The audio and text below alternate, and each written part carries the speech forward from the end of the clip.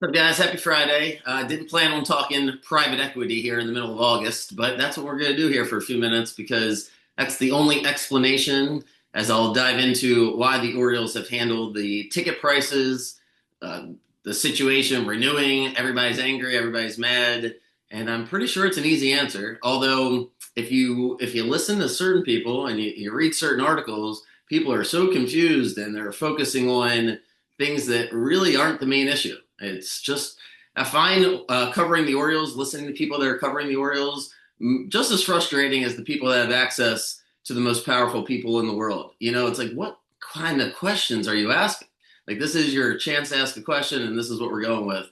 The headline, to me, is extremely obvious. It's been obvious ever since they announced these renovations. The ticket price increases is just a result of the decision that was made by the Orioles ownership, which is to prioritize wealthy people, which is what private equity is all about. Private equity is about making as much money as possible, and that's essentially what the Orioles have done by moving the press box and replacing it with what's going to cost you a minimum of $25,000 to be a member of the premium club to get the beautiful access, the best views in baseball, at the best stadium in baseball, like Camden Yards, with a rotating menu and upscale beverage choices and VIP parking and blah, blah, blah, blah, blah, which sounds amazing if you can afford it.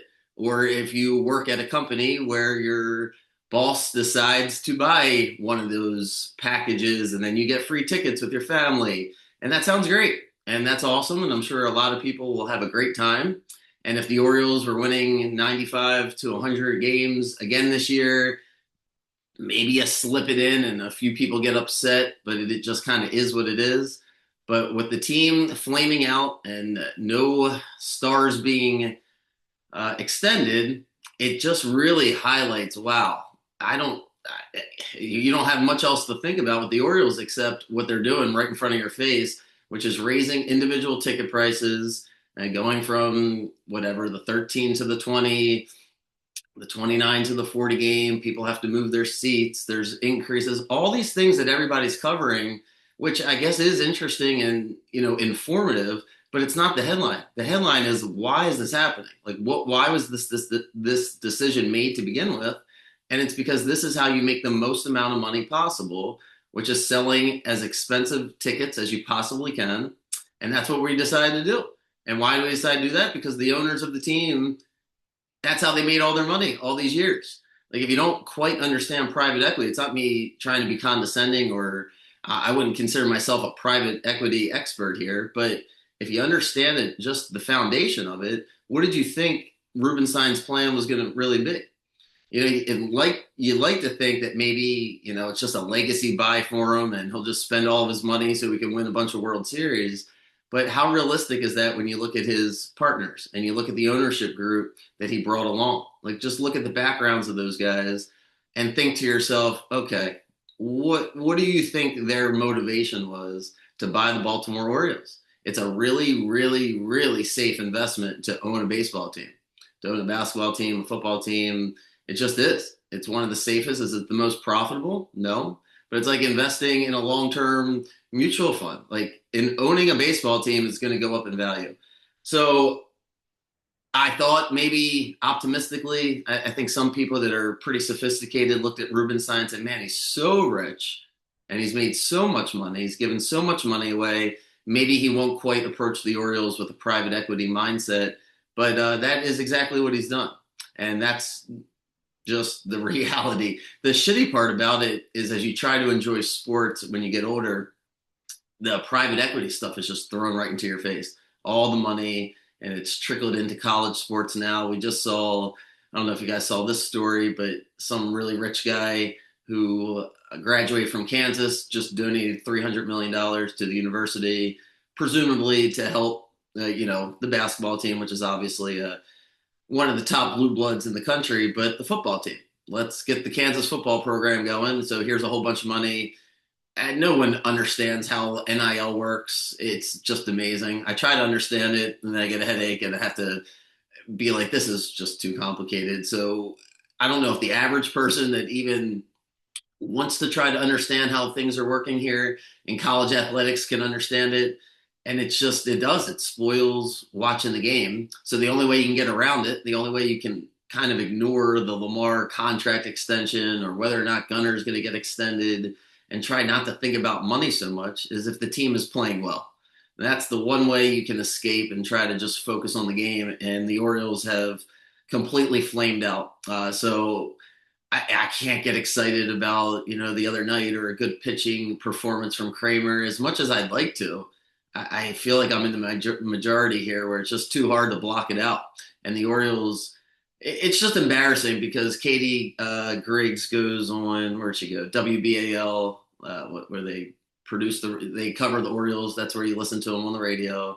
And then she does 105.7 The Fan, where they want to have access to the Orioles as well. And the questions are just embarrassing. It's just embarrassing. It is. It's if you're listening as an Orioles fan, you're just like, this is embarrassing. This is what you're harping on. You haven't gotten to the root of the issue. I don't know exactly what the analogy is, but that's why I reverted it to politics, where I'm like, man, if you have access to the president, to the senator, to the representative, to the person who's in power, and you don't hold them accountable, that's embarrassing for you because people can understand that. People aren't as stupid as I think sometimes people in power or people in the media think that we are. And you can just listen to the questions and be like, dude, how about the fact that they haven't even announced what the parking is going to be? Like how much parking is going to cost? Like that wasn't really challenged, or how much opening day tickets are going to be for next year, or why exactly does my money have to go if I'm going to if I'm going to buy the stupid 20-40 game package that you're selling me and I get to sell back a handful of games, how come I can't just put that money in my pocket? Why does it have to go to next season's tickets when you guys are about to have a lockout anyway?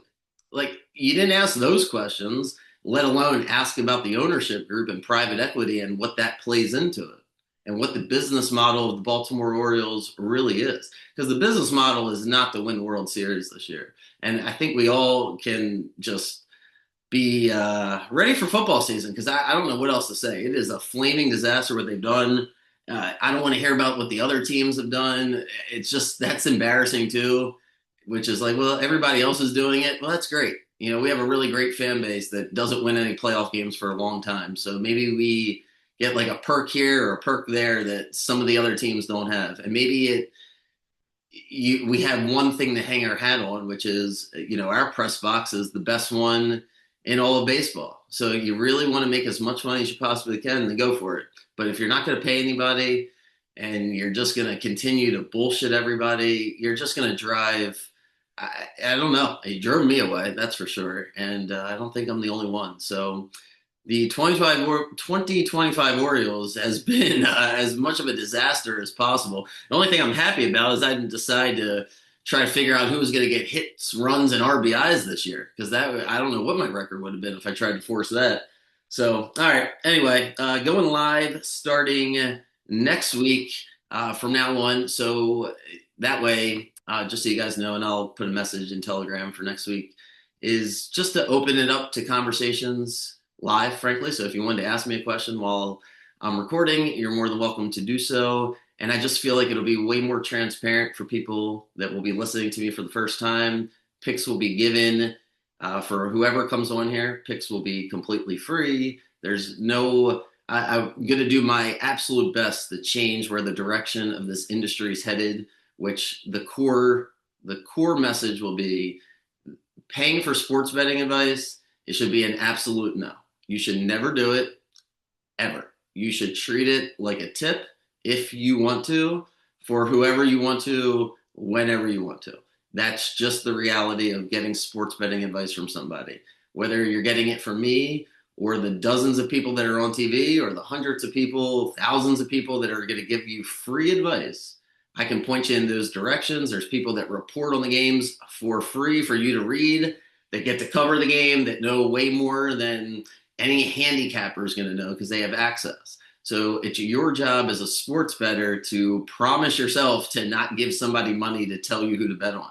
You should do as much research as you can. And if you are going to pay somebody as a thank you or as a tip, I'm certainly not going to turn it down, but I'm not begging for it. Like that's not going to be what the people come on here and give out their picks and then say, "Hey, pay me after." It's implied that you tip for certain things. I think that's just how society works. And I think I want to really emphasize that if you're going to listen to somebody and you feel like they helped you out, then sure, you can send them $2, $5, $10,000. If that makes you happy and you want to do it, great. But the idea that you should give somebody a few $100 or a few $1,000 or even $20 before the results to say, hey, these are my top picks of the day.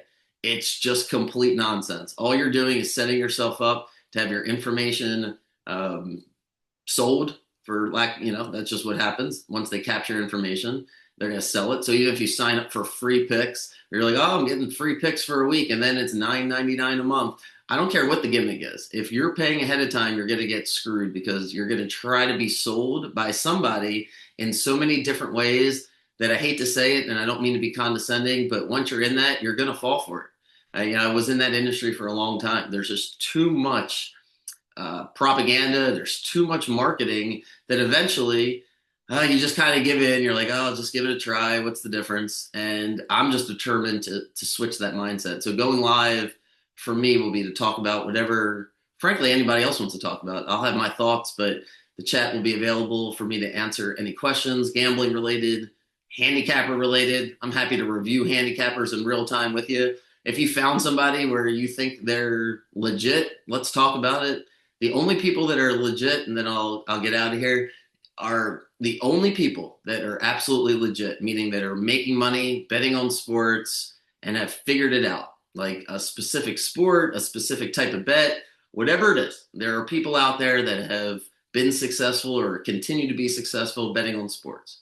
I would promise you, those people would not be giving out their picks. That's just the reality. If there's people out there that have really figured out something, they're not broadcasting it all over Facebook and Twitter. Just think about it logically. If you really were making money betting on sports to the point where you didn't have to have another job, like that's what you were doing, how great of a life would that be? And you're really going to waste your time talking to strangers, begging for a few bucks here, begging for a few bucks there, bragging about how great you are and drawing attention to people that run sports books that would theoretically not want to take your action, right? It'd be the same thing as people that are able to count cards doing blackjack.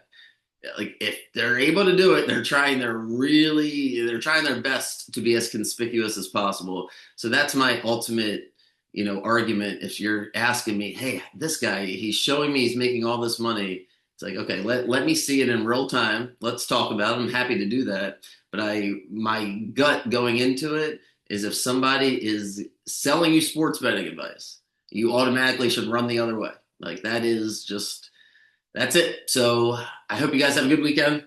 The Orioles, I'm going to try my best to not be so negative here, but I don't know what else to talk about when it comes to the Orioles besides Elias screwing it up and Rubenstein running it like he's run every other business that he's touched. So besides that, everything's going great, I guess, in Birdland. Ravens are another story. Ravens feel like they have the best roster. It feels like that the past 4 or 5 years, just depending on what day you wake up. You could say what the best roster is, but this roster does feel really good. Looking at the game coming up, what's it, tomorrow?